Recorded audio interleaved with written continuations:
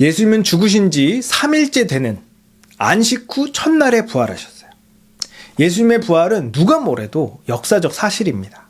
지금까지 죽은 사람이 다시 부활한 사례가 과학적으로 확인되지 않았다 주장할지라도 2000년 전에 예수님이 죽은 자 가운데서 다시 살아나신 일이 없었던 일이 되는 건 아닙니다. 우리는 비상식적이다, 비과학적이다 라는 이유로 하나님께서 인류 역사 가운데 행하신 일을 부정하면 안 돼요.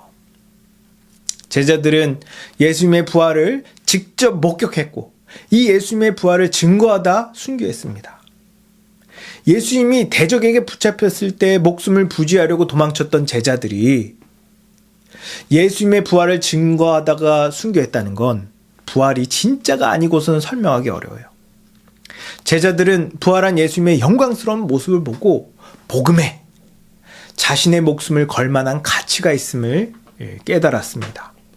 복음이 정말로 복된 소식인 이유는 예수님의 부활이 모든 믿는 자의 보증이자 첫 열매이기 때문이에요. 우리도 마지막 날에 예수님처럼 부활해서 영광스러운 새 몸을 받을 겁니다.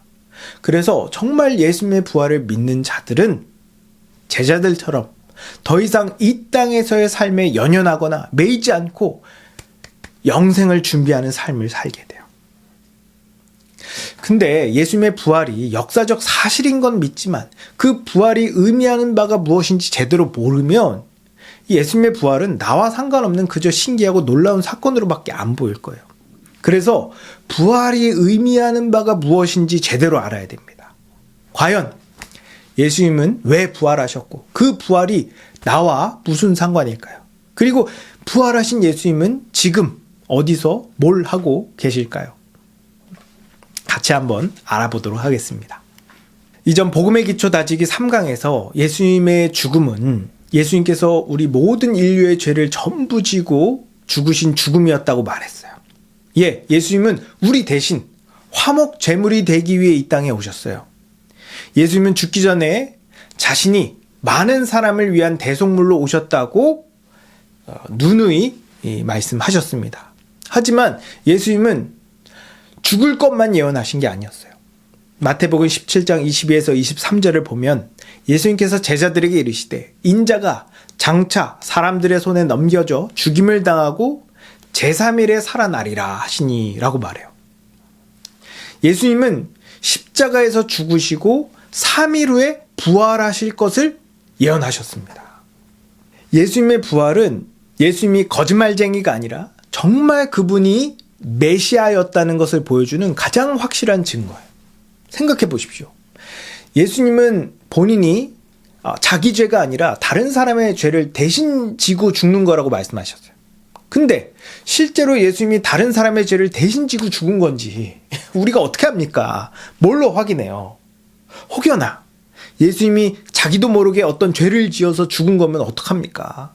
그렇게 되면 복음이 아무 능력도 없고 믿을 필요도 없어요.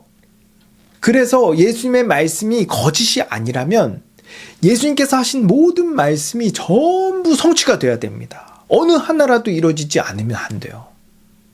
근데 예수님은 말씀하신 대로 부활하셨습니다.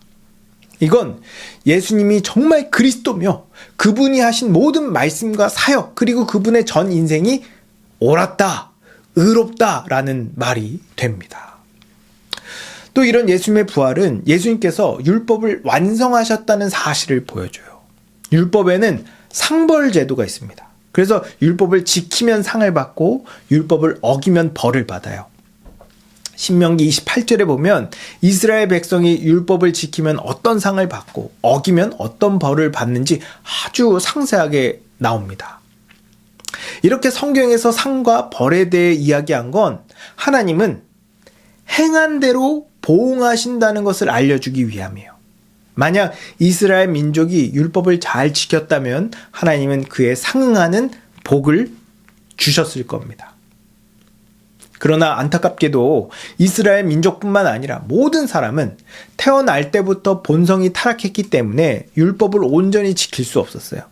그래서 모든 사람은 결국 영벌을 받아야 될 운명이었습니다. 근데 예수님은 달랐어요. 예수님은 성령으로 잉태하셨기 때문에 본성이 부패하지 않았고 인생을 살면서 단 한 번도 율법을 어기지 않으셨습니다. 아니, 오히려 예수님은 율법이 요구하는 바를 적극적으로 완벽하게 지키셨어요. 그리고 십자가에서 죽으심으로 율법을 완성하셨습니다. 율법을 완성하셨다는 말은 예수님께서 처음부터 끝까지 율법의 목적과 의도와 정신에 부합하는 삶을 사셨다는 거예요. 율법을 단순하게 요약하면 하나님 사랑과 이웃 사랑입니다.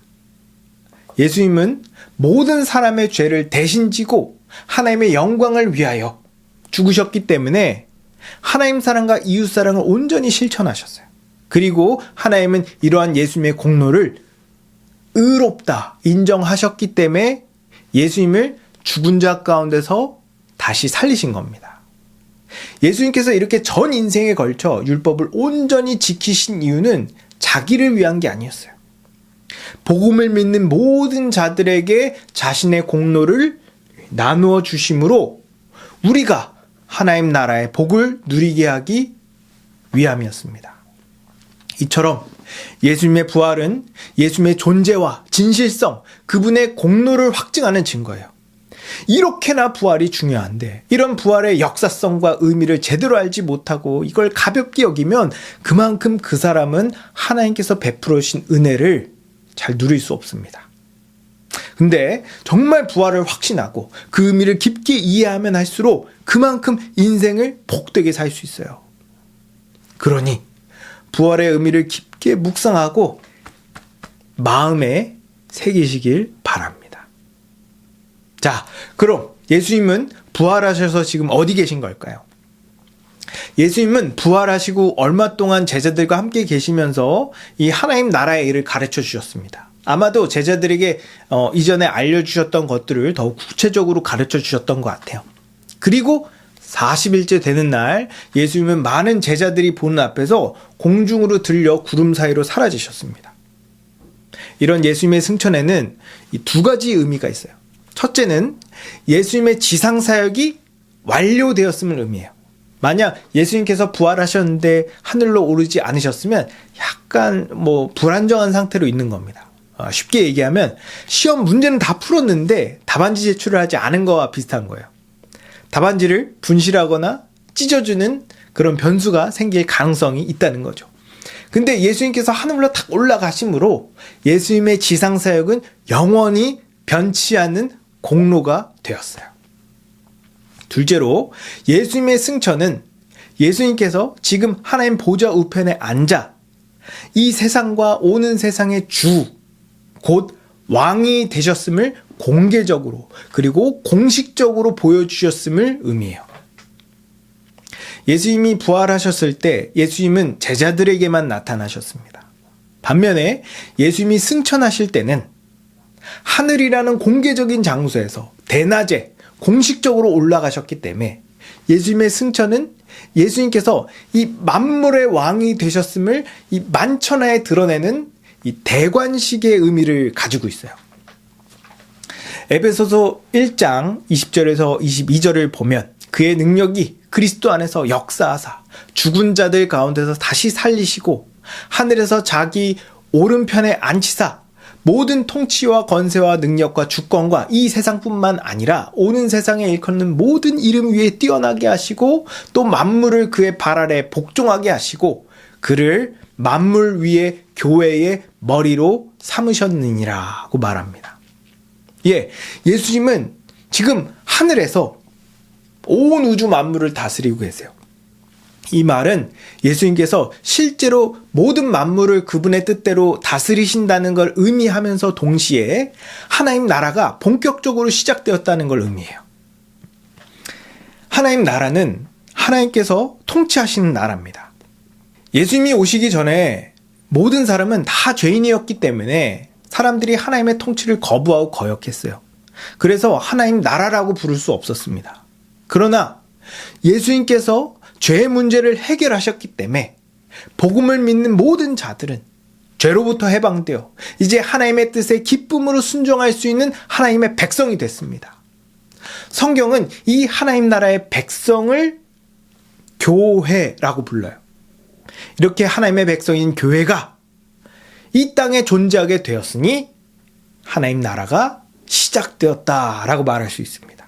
그리고 예수님은 지금 이 교회를 통해서 이 땅에 하나님 나라를 확정하고 계세요. 여러분, 예수님은 죽음을 이기시고 부활하셨습니다. 이건 우리가 복음을 믿고 의지할 가치가 있음을 보여줘요. 세상 사람들은 하나님의 심판을 피할 수 없게 아무런 소망 없이 불안과 염려 가운데 살고 있습니다. 그러나 부활을 믿는 우리는 달라요. 예수님은 자신을 믿는 모든 자들에게 자신의 죽음과 부활을 적용하십니다. 그래서 더 이상 죄로 인해 지옥 갈 것을 염려하지 않고 이 부활을 소망하면서 더 자유롭게, 더 풍성하게, 더 의롭게 이 세상을 잘 살아갈 수 있습니다. 그리고 예수님은 하늘로 오르셔서 만물의 주가 되셨어요. 예수님은 하나님으로부터 받은 통치와 권세와 능력과 주권을 가지고 만물을 다스리고 계십니다. 이런 예수님이 우리의 머리가 되시고 우리의 주인 되세요. 그렇기 때문에 우리는 어떤 상황에서도 두려워하지 않고 이 세상을 잘 살아낼 수 있습니다. 그러니 여러분, 부활을 믿으시기 바라요.